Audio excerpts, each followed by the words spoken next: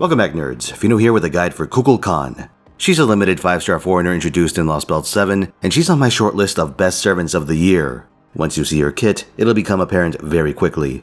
So let's not tarry. Starting things off is Charisma of the Jade. By default, it's a party attack and crit resistance buff. But if you go to push it, it'll bring up a prompt, bringing us to a notable divergence from your average servant. All of her skills have a regular effect and a bonus effect that you can add by spending 10 stars. They're not mutually exclusive either. As long as you have enough stars, you can have all 3 skills at full power, though there's at least one good reason not to do that all the time. We'll get back to that. As for Charisma of the Jade's second effect, that's a personal attack buff for Kukulkan.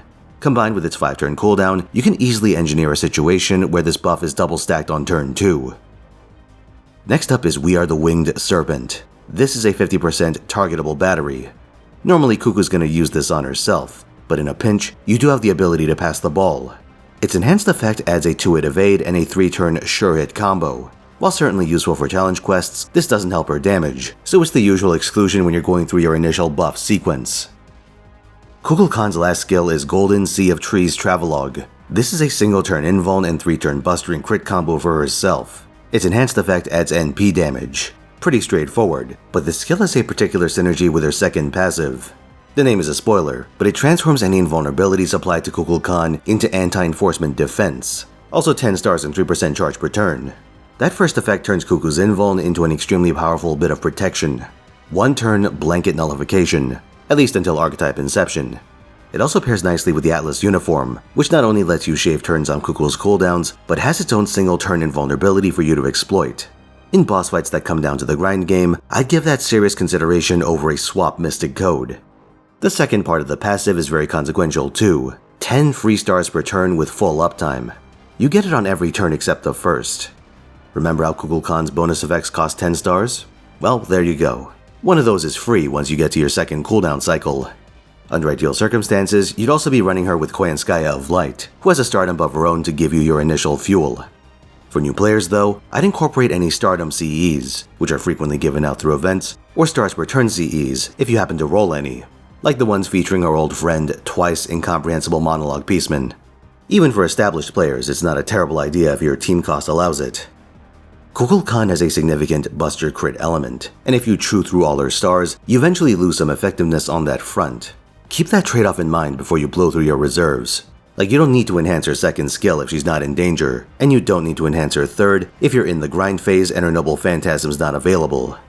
Speaking of which, Kukulkan's NP is Kinich Ahau Impact. It's an AoE buster attack with a preemptive anti-threat to humanity buff. That applies to your subsequent face cards for that same turn, so be sure to take advantage. It also applies a skill seal to those enemies and dumps out 30 stars for you to use next turn. This obviously lets you enhance all 3 of her skills if they're off cooldown, otherwise you're set up for some nice crits. The overcharge on this is anti-earth damage. Not only does this cover a wide swath of enemies, but it also enhances her team building potential for things like 90++ nodes. The combination of her foreigner class and anti-earth damage puts Kukulkan in a great spot when it comes to double whammying enemies. You've got Earth Berserkers like Vlad, Ku, Galatea, Morgan, Lohi, Lancelot, Tomacat, Fran, Beowulf, Ibaraki, Penthesilea, Kyokoyo, Creamhild, Duryodhana, Kiyohime, Hyde, Salome Asterios, and Paul Bunyan. While some of those are relegated to events, you may have noticed that quite a few of those were main story or challenge quest bosses at one point or another. Remember that foreigners do bonus damage to pretenders and other foreigners too, and both these groups have Earth attribute servants. Oberon, Talalak, Faker, Summer Balban, Nagnaria, Jacques de Molay, Van Gogh, and every version of Abigail. By the way, if you want to get my Summer Servant coverage as it comes out, I'd subscribe right now because we've got one hell of a lineup this year. But it doesn't end there. Then there's a triple whammy situation with threat to humanity. The Abigails, Van Gogh, Molay, and Oberon fall into this bullseye range, and Kukulkan will absolutely obliterate them. Then for non-triple whammy threats to humanity, you have ones like Kernunos and Ort, so it's a pretty good spread. As an added bonus, Koyanskaya of Light gives anti-human damage on her star dump, so that's another base covered just in the course of standard gameplay. This tremendous versatility comes with a strange drawback, which is that, whether you use her bonus effects or not, Kukulkan's skills will give that choice prompt every time. Over time, this adds quite a few button presses. If you're autopiloting and double tap at the wrong time to skip animations, you could, say, target Koyanskaya with her and blow your battery for nothing. Oops. On top of the potential for human error, there's also the strategic element to that time loss. There are situations like event raids where you're racing against other players to kill a boss as much as possible, gobble up that loot, or even something as mundane as doing an event last minute.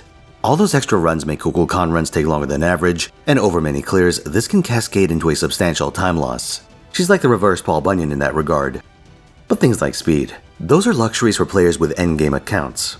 If you're a new player, you work with what you've got, and laying it all out, Kukulkan gives you an incredible amount.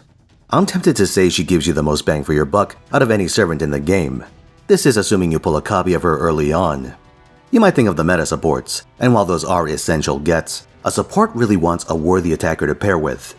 By contrast, an ultra generalist like Kukulkan lets you anchor your account around that centerpiece, and thanks to Peer Prisms, her material requirements are something you can at least begin to tackle without needing access to Lost Belt 7 itself.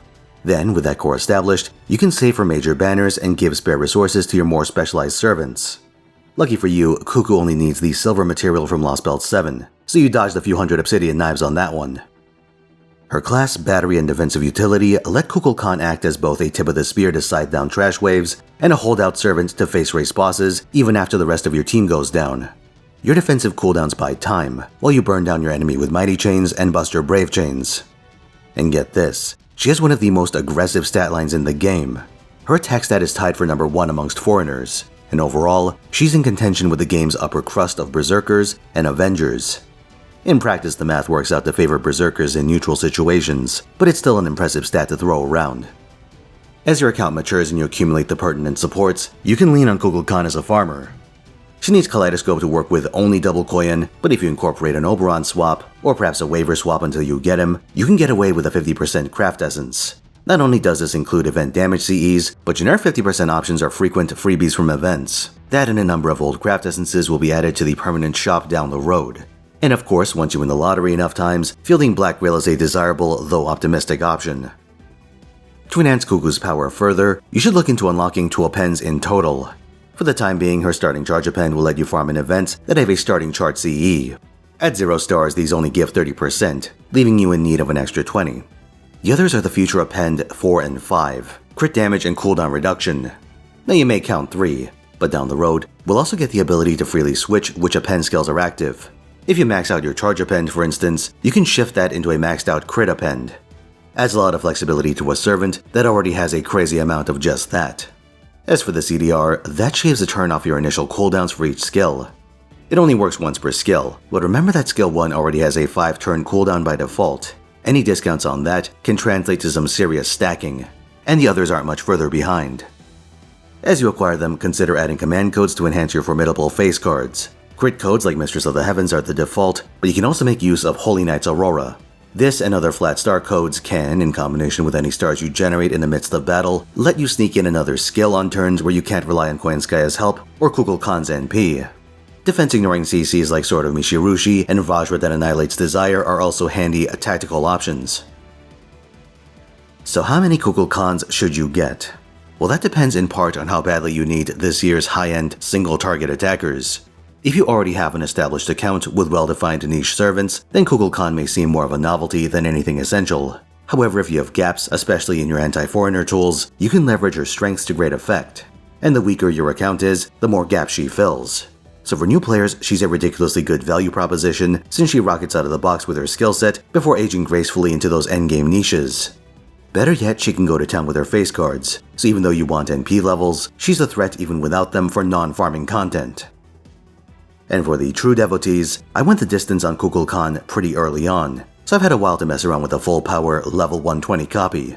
I wouldn't say it's essential, but there are some very nice perks. The first and foremost is that certain 90++ nodes stick a foreigner boss fight right at the end, and these can create some serious headaches for team building. In the past, they encourage using event gacha servants and other obnoxious shit. But what I found was that not only can you use Kukulkan to bypass this, but you can even go single core and have Kuku knock out everything herself. The catch is that these damage checks tend to be close. Very close. So if you want Kukulkan to do everything, you better be ready to give her everything. 2k foes, level 120, the works. And of course NP5. You can probably get away skimming on faux pas, but that's just the nature of faux pas. They're more for dick waving than practicality. But my point is this. You don't need Kukulkan to have an endgame FGO account, but she can anchor one. And she absolutely does reward the investment. I see her as a choose-your-own-adventure kind of servant. so I would say optional, but very, very strong. Thanks for watching, lads. I'd like if you found this video helpful, subscribe for more, and come back to my twitch.tv/Finotaisen, where I stream every weekend, 3 p.m. Pacific time, Friday through Sunday. This Friday, I've got a Mario Party Jamboree wager match, Saturday's the return of my special Yu-Gi-Oh! Wasanagi format, and Sunday will have me rolling for the new Snake Event Servants on FGO JP. Look at this! She's like Blue Archive Zione, but with a colossal rack. How could I not roll for that? With that said, I'll see you there.